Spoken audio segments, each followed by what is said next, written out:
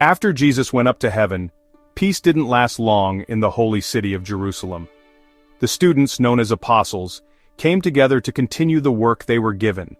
They chose Matthias to replace Judas, who had betrayed their Lord, and began to spread the message of one God and the teachings of Jesus. But this new group of believers found themselves in a tough spot, caught between the Roman occupiers and the Jewish religious leaders who saw their message as a threat. The early years were spent quietly but steadily trying to share the light of their faith, but storm clouds were gathering on the horizon, promising a tempest that would forever change the fate of the city and its people. The storm broke about 40 years after Jesus went up to heaven. In the year 70 AD, the tensions between the Jewish people and the Roman Empire turned into a full-blown rebellion, leading to a brutal and destructive response. The Roman general Titus, who would later become emperor, marched his legions on Jerusalem and laid siege to the city. The siege was long and cruel, causing widespread hunger, sickness, and great suffering for the people trapped inside its walls. What was once the lively heart of the region gave in to hunger. Its people became weak, and its defenses crumbled under the constant attack of the Roman war machine. It was a sad chapter for a land that had already seen so much pain. The worst part of this sad siege was the complete destruction and looting of Jerusalem. The Romans showed little mercy, stealing its treasures and setting its holy places on fire. The magnificent Second Temple, built by Solomon and rebuilt after the Babylonian exile, which was the center of Jewish worship, was completely destroyed. Holy writings were burned, and a large part of the Jewish people were either killed in the fighting or made into slaves and scattered throughout the Roman Empire. Only one part of the outer retaining wall of the great temple complex remained standing. This remaining part, known today as the Western Wall or the Wailing Wall, has become a symbol of loss and a place of prayer for future generations. In the middle of all this chaos, the first followers of Jesus, the early Christians, faced harsh treatment from all sides.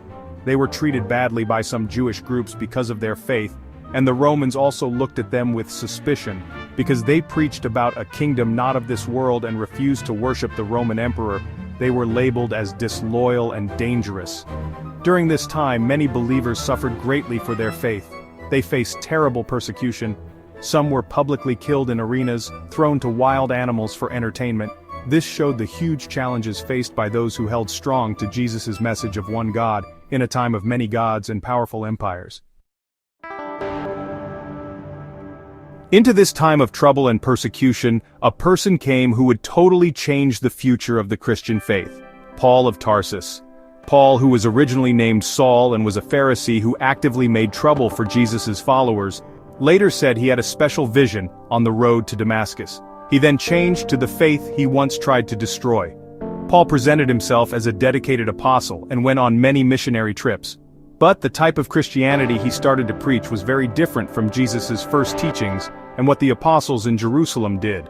These new ideas would plant the seeds for a deep and lasting split within the new religious group.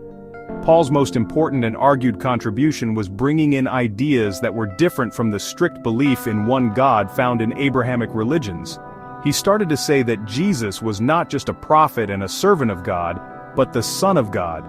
This was a new idea that was very different from the basic belief in God's absolute oneness, or Tawhid. Also, Paul said that following the law of Moses, which included things like circumcision and special food rules, was no longer needed for salvation. He said that just believing in Jesus was enough, which made the religion easier for non-Jewish people or Gentiles in the Roman Empire to accept and find appealing. Paul, who was influenced by Greek philosophy, especially Plato's ideas, created a more complex way of thinking about God.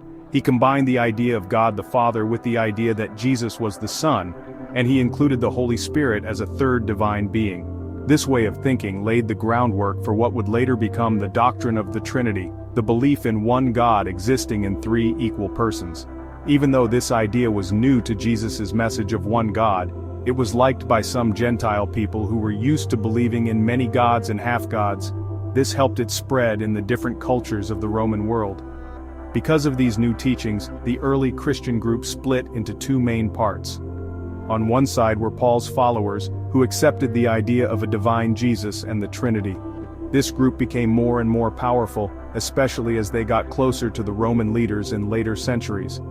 On the other side were groups who stuck to the original message of believing in only one God. They saw Jesus as a great prophet and the Messiah, but definitely as a human servant of the one true God. These groups, often called Ebionites or Nazarenes, included followers of apostles like Barnabas, who was a close friend of Paul's before they went their separate ways because of these disagreements about beliefs. For several centuries, these competing visions of Christianity often existed side by side, sometimes clashing. The Pauline side, with its organized structure and appeal to Gentile converts, steadily gained ground. A turning point came when the Roman Empire, which had once persecuted Christians, began to embrace the faith. This political shift led to a desire for a unified, standardized Christian doctrine that could serve as a cohesive force within the empire. To settle deep theological disputes and create a single orthodoxy, a series of official church councils were called. Bishops from all over the empire came together to discuss and vote on the nature of God and Christ. The first and most important of these was the First Council of Nicaea, in 325 AD, called by the Roman Emperor Constantine. The main argument at Nicaea was between the Pauline view of Jesus' divinity and the monotheistic stance, supported by a presbyter named Arius from Alexandria. Arius strongly argued that Jesus was a created being, under God the Father, and not eternal with him. However, the council eventually sided with the opposing view, officially declaring in the Nicene Creed that Jesus was of the same substance as the Father, formally making his divinity a core belief. This decision led to Arius being condemned as a heretic, and his teachings and followers being systematically suppressed. The Council of Nicaea also made a very important decision about religious texts.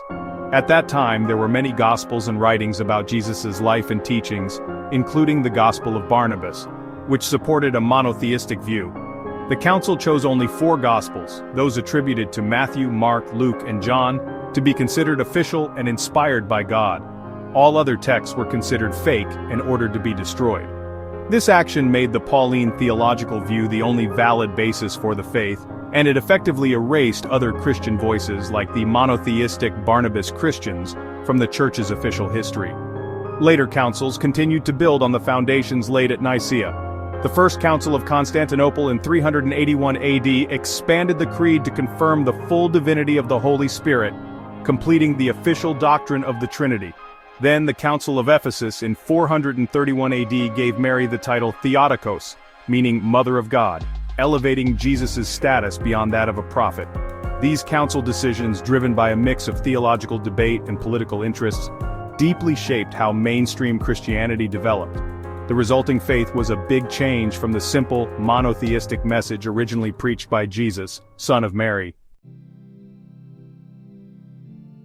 Islamic tradition holds Jesus, or Isa ibn Maryam, in the highest regard as one of God's most powerful messengers, but it strongly rejects the idea of him being divine. The Quran confirms that Jesus was a human prophet, born miraculously without a father from Mary, a sign of God's great power. The Quran tells of his many miracles, which he performed not by his own power, but always by God's will and permission. These miracles mentioned in the Quran include speaking from the cradle to defend his mother's honor, healing the blind and lepers, and most amazingly, bringing the dead back to life. He was also given the ability to make a bird from clay, breathe into it, and have it become a living bird by God's permission. From an Islamic point of view, the story of Jesus did not end on the cross. The Quran clearly states that he was not crucified or killed, but it was made to appear so to his enemies. Instead, God saved his beloved messenger by raising him alive to the heavens from his persecutors. This divine act is seen as a sign of honor for Jesus, protecting him from a shameful death and saving him for a future role in God's divine plan for humanity. This belief stands as a major difference from the central Christian idea of crucifixion and resurrection, claiming that Jesus' life on earth did not end, but was put on hold. Islam teaches that the story of Jesus is not yet complete. According to authentic prophetic traditions, or hadith, Jesus will return to earth at the end of time.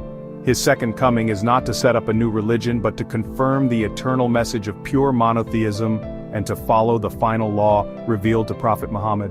He will come down during a time of great trouble and unfairness, during the rule of a cruel figure known as the Dajjal, or Antichrist. Jesus will face and defeat the Dajjal, ending his great deception and bringing truth and order back to the world. During his time on earth, Jesus will establish a world of perfect justice and peace. The Hadith describe him breaking the cross and ending the jizya, a tax taken from non-Muslims, meaning that the changed forms of Christianity will be corrected, and humanity will unite under the single banner of Islam, which is submission to the one true God taught by all prophets from Adam to Muhammad. His rule will start a time of wealth and peace where there will be plenty of everything and no more hatred. After living on earth for a while, he will die a natural death like all people and be buried, completing his deep and amazing journey as a servant and messenger of God.